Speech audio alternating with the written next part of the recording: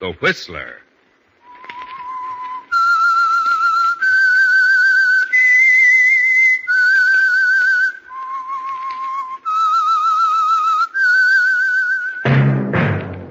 That whistle is your signal, the Whistler.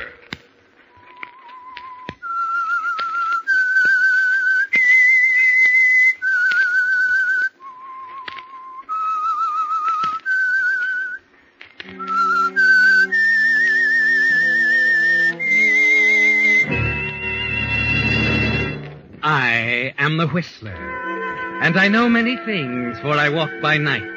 I know many strange tales hidden in the hearts of men and women who have stepped into the shadows.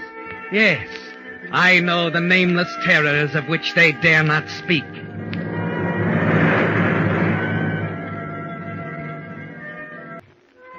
And now the Whistler's strange story. Career Man.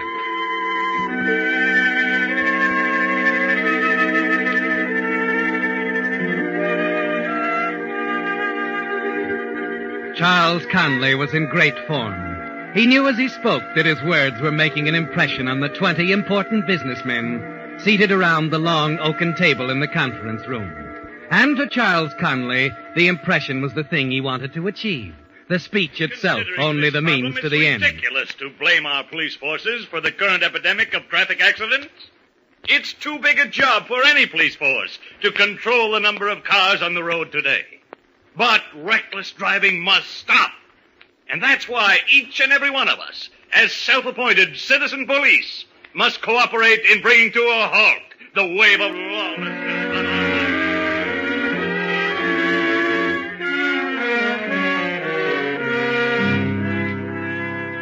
roads. 20 important men, Charles. 20 business leaders. And you're making the most of a heaven-sent opportunity to impress them. And when it's over, the applause tells you that the message struck home, right down to the last hypocritical word. Thank you a lot. By George, Charles, you certainly told us. Thank you, Mr. Frazier. And I'm going to tell that boss of yours. He should have been here tonight. He ought to know what kind of a man he has in his organization. Well, that's very kind of you, Mr. Frazier. Very kind. Oh, not at all. You deserve something for these ideas of yours. I'm going to talk to him tomorrow.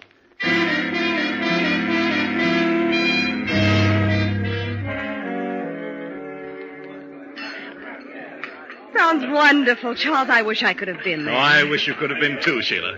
I tell you, I've been waiting years for this moment. The biggest men in town were there. Wonderful, Charles. But, dear, don't you think we should go home now? It's late. Go home? In the middle of our celebration? We're going to have another drink. No, I don't care. Harry, you're neglecting us. Be right there, Mr. Conley. Please, Charles, you've had enough. Now, don't be foolish. Oh, sweet little Sheila. Always worrying. It was the same when I got mixed up in that trial last year against Barney Cole. You thought I was foolish then, too. I didn't want anything to happen to you, that's all. I wouldn't testify against anyone unless I was Barney very Cole was no good, Sheila. He deserved what he got, and Yes, I know, Charles. And you moved forward another step in your career. Now, don't spoil it, Sheila. You should have been there tonight and heard my speech. Nothing can stop me now. Oh, I wish you weren't counting on that promotion so much. I'd hate to see you disappointed. Oh, not a chance. They liked me, Sheila. Everybody there. When it gets back to the company, I'm a cinch for a vice presidency. But... Yes, Mr. Conley? Oh, 2 more of the same, Harry. No, we're leaving. Now, wait a minute. The storm's much worse than it was, Mr. Conley, if you ask me. Nobody's asking you. I know my capacity. But, Charles, we've such a long drive. Lots of cops out tonight, Mr. Conley. What is this, a conspiracy? I said I wanted a drink. Mrs. Conley's in such a hurry, she can go home alone. No. Bring him whatever he wants, Harry. I'll wait.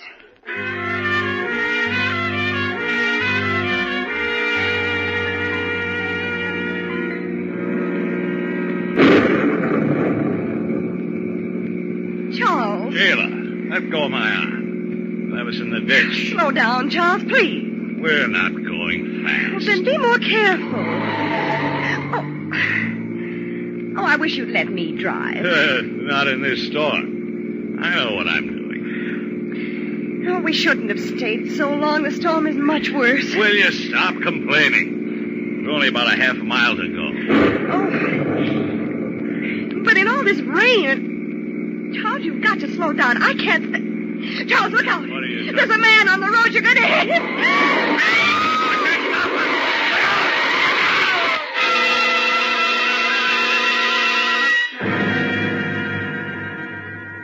But it's too late, isn't it, Charles? Too late for the man in front of your speeding car to jump clear. There's a helpless skidding sensation as the car lurches across the wet pavement, and then a sickening thud. A moment later, you're out of the car, racing back through the darkness. I'm sorry, old man. I'm sorry. Here, let me help you. Hurry. Good Lord. What is it, Charles? Is he... Oh. He's dead, Sheila. There's nothing we can do for him. Oh, Charles.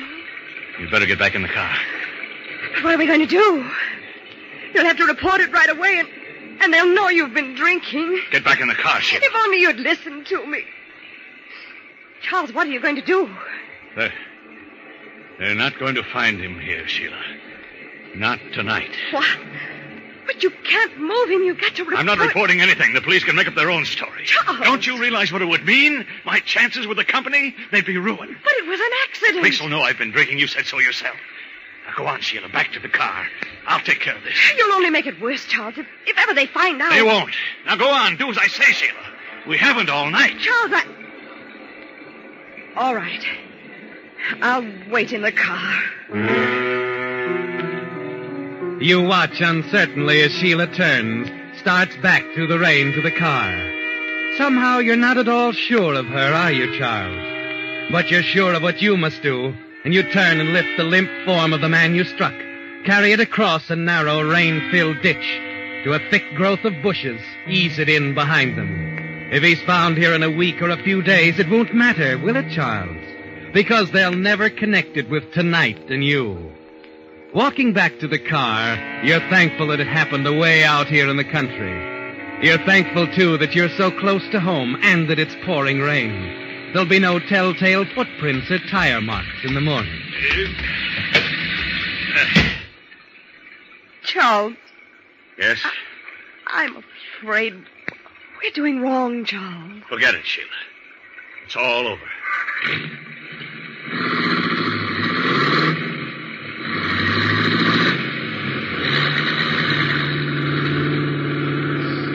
I can still see him lying Stop there. talking about it. No one else saw him. Just pretend it never happened, Sheila. That's the best way.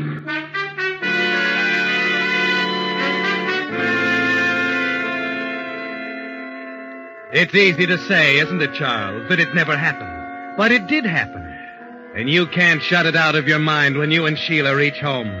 You toss nervously in bed, reliving the accident over and over again in your mind, wondering if you'll get away with it.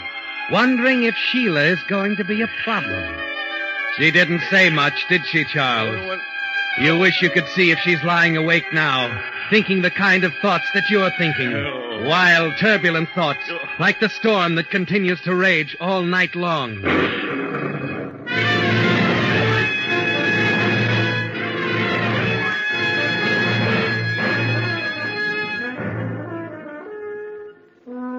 At last, you drift into a deep sleep. When you awaken, the sun is shining, streaming in through the windows. The sky is brilliant and clear. The storm has passed. You dress hurriedly, go down to breakfast. You can hear Sheila moving about in the kitchen. Wait for what she's going to say. Good morning, Charles.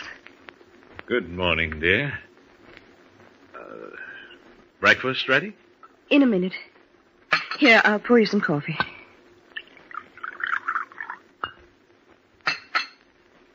Charles, in case you've been wondering about what stand I'm going to take, well, you know that I love you very much. Well, of course I know. So that's all there is to it, Charles.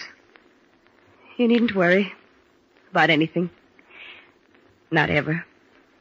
I think my mind has been made up for a long time. Sheila. You don't understand. It's just that I had dreams once, Charles. About what we were going to do. Where we were going.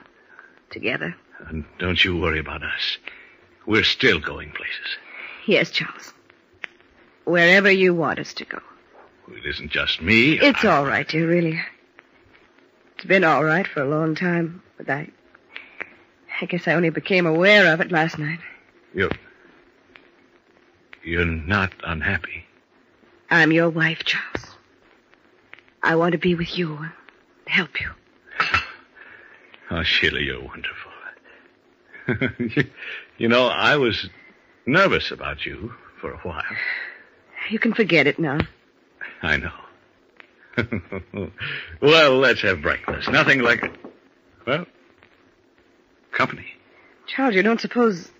Nonsense. It's probably the mail carrier. It's a Sunday. There's no mail on Sunday. Well, then, perhaps it's our good neighbor, Mr. Carson. Charles, I'm afraid. There's no need to be. Not since we understand one another. Just relax, dear. Go on now. See who it is.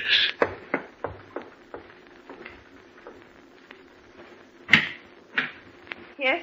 Mrs. Conley? That's right. Who is it, darling? Why, it's an officer, dear. A state highway patrolman.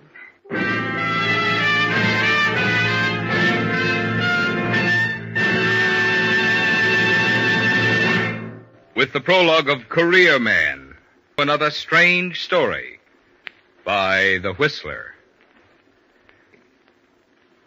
Now, back to The Whistler.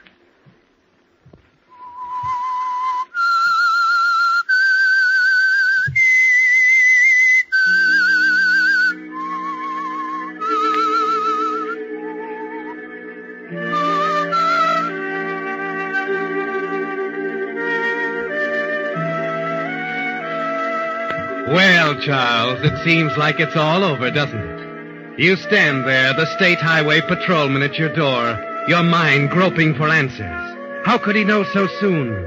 How could he have found the body of the man you ran down last night in the storm? It doesn't seem possible, does it, Charles? And yet the patrolman is here, and you can't think of a single other reason that would bring him to your door. I wonder if I could step inside, Mrs. Conley? Yes, of course. As Sheila lets him in, you can only think of one thing, Charles, your career, and how it's about to be destroyed. You'll never get that promotion now, will you? Your big speech last night on reckless driving, alongside the accusation that the patrolman is about to make, will sound like mockery. Charles, this is... Donovan, Sergeant Donovan. The police? But what? Oh, I didn't intend to alarm you folks. Just thought you and your wife could help us. Help you? Yes, there was an accident last night out on the highway. A man was run over and killed. An accident? We didn't hear anything. Well, with the storm and all, it's quite possible you didn't. Were you folks in all evening? No, we weren't. I made a speech on safety at a conference in town. Mrs. Conley met me afterwards, and we drove home. I see. You didn't notice anything unusual? Pass anyone on the highway, perhaps? No. It was raining so hard, officer. Charles had to drive so slowly and carefully that... Yes, I understand. Did they identify the man? Yes. His name was John Martin. You didn't know him, did you? John Martin? No. We thought he might have been visiting someone in the neighborhood. We're checking every place along the road. I see. Well, sorry to bother you folks. Well, I'm sorry we can't help. Thanks, Mr. Conley. Hope I don't have to stop by again. Oh, any time. It's, perfectly all right.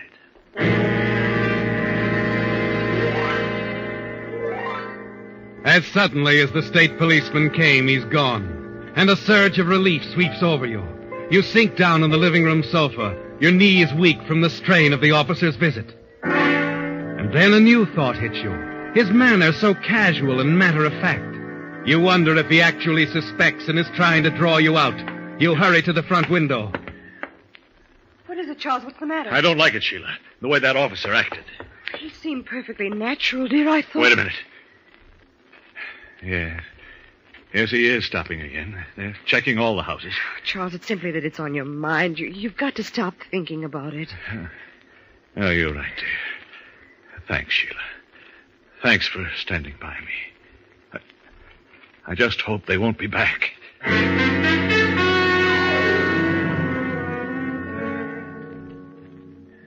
It's only 10 o'clock. Can't we go for a drive or something? All right, Charles. I'll get my coat. I can't stand being cooped up in this house any longer. Sheila, What is it? they're back. Look, another patrol car. What does it mean? I was right. They do suspect something. They're trying to break us down. Charles, they wouldn't do that. We can't admit anything, no matter what happens. Remember that, Sheila. If you still want to go out, we could take the back road. No, we'll keep the car in the garage. There might have been tire marks or something. In all that rain. I don't want to take a chance. We've got to stay here, Sheila. Act as if nothing is wrong. It's the only thing to do now.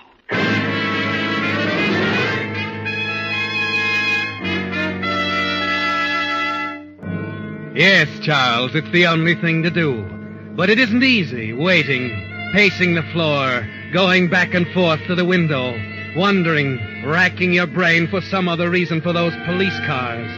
As the hours move by, the pressure begins to tell on you, on Sheila. You almost want to run outside, scream at them, ask them why they're there, what they're waiting for. As it begins to grow dark, it's Sheila who gives way first. Charles, don't. I can't stand it. We've got to talk to him. No, Sheila, stop it. It's like I told you last night. We should have gone to the police and told them it was an accident. Be quiet, will you? Do you want them to hear us? Charles. Quiet.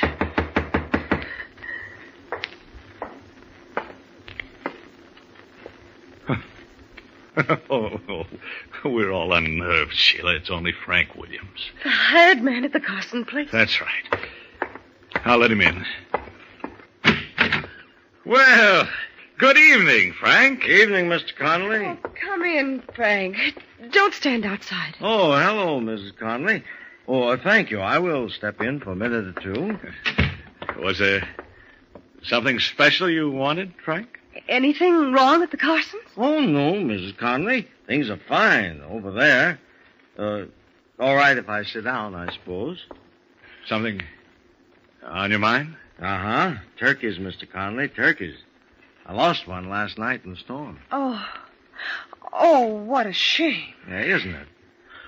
Oh, well, no matter. I ran across something that'll make up for it. Oh, I'm glad to hear that. Yes, Mr. Connolly. You know, you folks are well thought of out here. The Carsons think you're a fine neighbor. That's nice to hear, Frank. You should have heard how they praised you to the police. Suppose they dropped in on you? Oh, the accident last night. Yeah, the police were here. Certainly are a curious bunch, aren't they? I hate to let them go on wasting their time. I don't understand. All right, Mr. Connolly, I'll make the picture clear for you, and I'll get right to the point. I dropped by to ask you for $5,000. Charles, have you any idea what he means? And, just what am I buying, Frank? Well, let's say a turkey, Mr. Connolly. The one that got away last night. It got hit on the road. But it wasn't the only thing that got hit. You were... Oh, yeah. I was out there looking around at the time. Charles. Oh, poor Mr. Martin. You know, it's a shame. It was an accident. Can you understand that? Of course it was. Only you didn't leave it there. I couldn't afford to. Your position? Oh, certainly, Mr. Connolly. That's what made me think that you'd understand my position, losing that turkey. I thought that we could be neighborly about the whole thing, you know, helpful to one another, you see. Mr. Carson will take the turkey out of my salary. But this is blackmail. You can't get away with it. If I can't, then Mr. Connolly can't get away with hit-and-run driving. Why, you... Charles, don't. Your telephone, Mr. Connolly. You better answer it.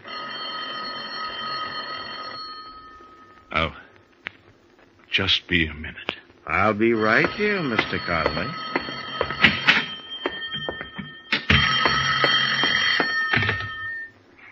Yes? Hello, Charles. This is Ballinger. Are you all right? What do you mean? Am I all right? Well, I thought I'd better tip you off. It seems I was right about Barney Cole. Cole? Yes, that day at the trial, when he said he'd get you. What are you talking about? Well, they're keeping it out of the papers, but he broke out of jail. Suppose you've noticed the police around. The police? Why, well, yes, they've been passing up and down in front of the house all day. Oh, good. You can be thankful, Charles. They're doing it to protect you. What? Well, they didn't want to alarm your wife, but I thought you'd feel better knowing about it. Oh, yes. Thanks a lot. I do feel better. You stand there for a moment after hanging up the phone, and then it hits you. It's perfect, isn't it, Charles? The police there to protect you. Barney Cole determined to kill you for sending him to jail. And only one man who knows the truth about your hit-and-run accident, Charles.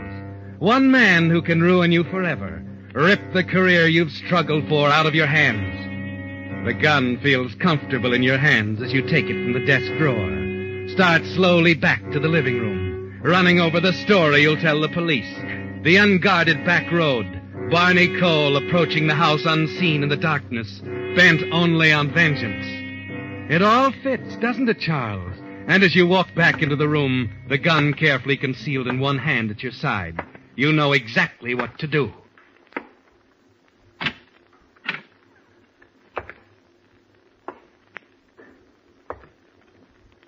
Frank, Yes, Mr. Conley? about that turkey. Yes? You said $5,000? Well, seems a fair enough price to me. And, if I decide not to buy? Well, in that case, it's up to us public-spirited citizens to see that things like this are reported. We've all got to do our duty, you know. Yes, I know. Only you're a little late, Frank. Look at the window. The window? Well, I don't see anything. Charles! It's our only way out, Sheila.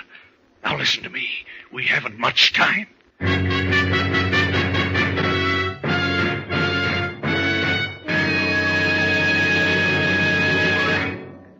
The Whistler will return in just a moment with the strange ending to tonight's story. And now back to the Whistler.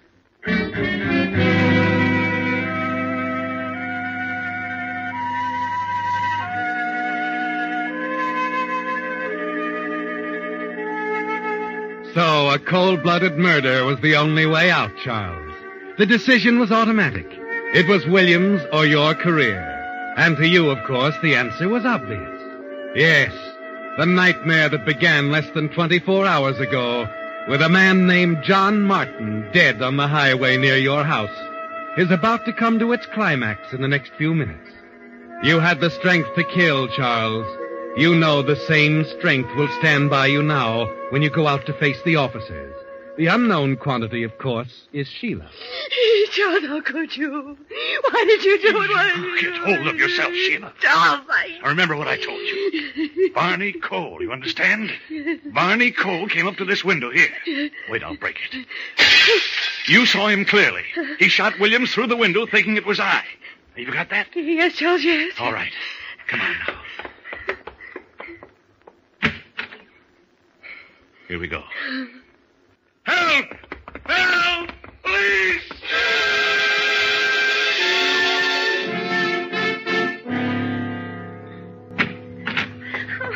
Hey, here we are, officer. Oh, thank heaven you were out there. There he is, officer. Yeah, he's dead, all right. Shot in the back. You say you Sheila saw him. I was just coming in from the kitchen. Yes, I recognized him, officer. I tried to warn Mr. Williams, but it was too late. He raised his gun and fired. It was Barney Cole, the man... Barney Cole? He must have escaped from prison. I got a fair look at him, too, officer. I'd know him anywhere.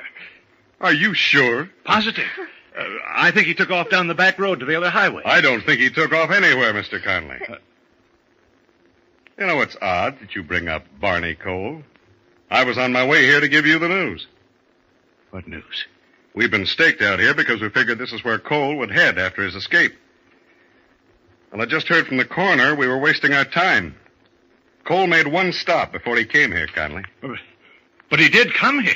After he'd murdered a man named John Martin and taken his clothes and identification papers. Martin. Charles! That's right. It was Barney Cole who was run down on the highway last night. Now suppose you two tell me who really killed Mr. Williams here.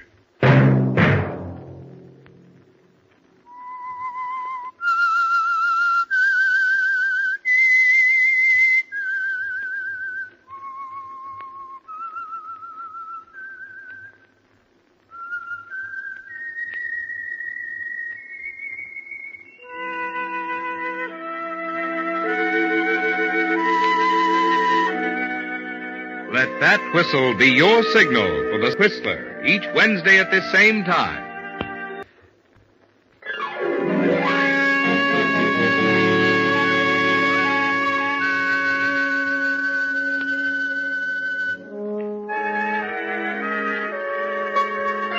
Featured in tonight's story were Willard Waterman and Mary Lansing. The Whistler was produced by George W. Allen with story by Rena K. Green, music by Wilbur Hatch. Marvin Miller speaking. This is CBS, the Columbia Broadcasting System.